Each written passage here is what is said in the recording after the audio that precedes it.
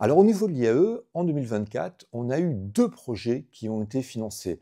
Un premier, parcours TEDS, qui nous a permis de développer un nouveau parcours de master sur la transition environnementale, et un autre, un appel à projet PUI, qui nous a permis de mettre à jour notre salle informatique pour répondre aux enjeux évidemment en termes d'intelligence artificielle, mais aussi de sobriété énergétique. Au niveau de l'IAE de Montpellier, un des axes stratégiques, un des 5 axes stratégiques, c'est la transition environnementale. Par rapport à ça, il est évident qu'avoir un parcours basé sur la transition environnementale à l'IAE avec des étudiants de double compétence, comme notre stratégie et notre positionnement le démontrent, c'est quelque chose qui, évidemment, est en phase avec les attentes de la stratégie de l'IAE. Et autre spécificité toujours concernant l'IAE, les technologies de l'information. On a énormément de formations qui sont centrées sur les technologies de l'information, avec d'ailleurs beaucoup d'étudiants qui viennent d'informatique par exemple, et avoir du matériel qui répond aux exigences actuelles est quelque chose de fondamental.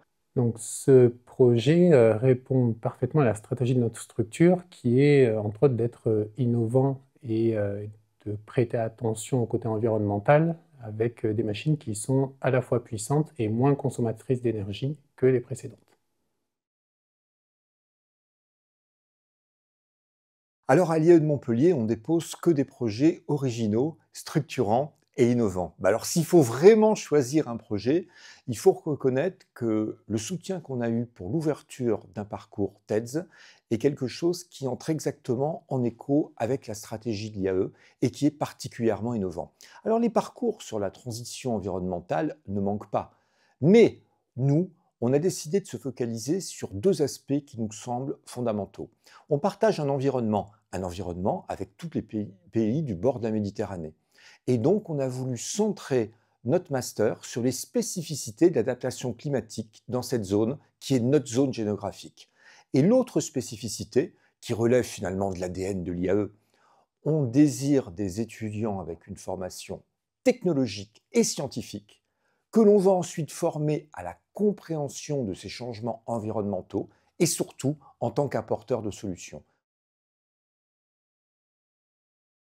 Concernant le projet du master MACOM, que l'on vient juste de lancer, dont je viens d'évoquer les principales caractéristiques, il est encore trop tôt pour avoir des retours.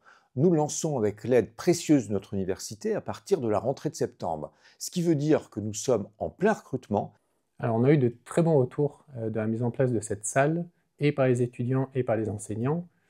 Ça s'est traduit par des enseignants qui gagnaient un temps considérable pour le déploiement de leurs outils. Cette salle qui est à la fois puissante et qui répond à une sobriété énergétique va dans la lignée de ce que demandent les étudiants de maintenant. J'en vois 2 principaux. On est une composante de l'université de Montpellier, on en est fier.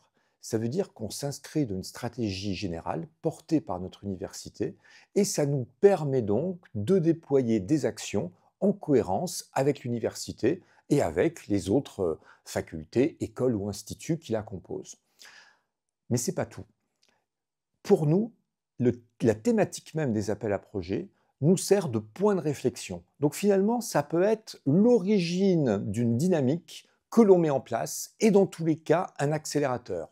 Je vais prendre 2 exemples qui sont évidemment les 2 appels à projets qui font l'objet en 2024 d'une réussite pour l'IAE.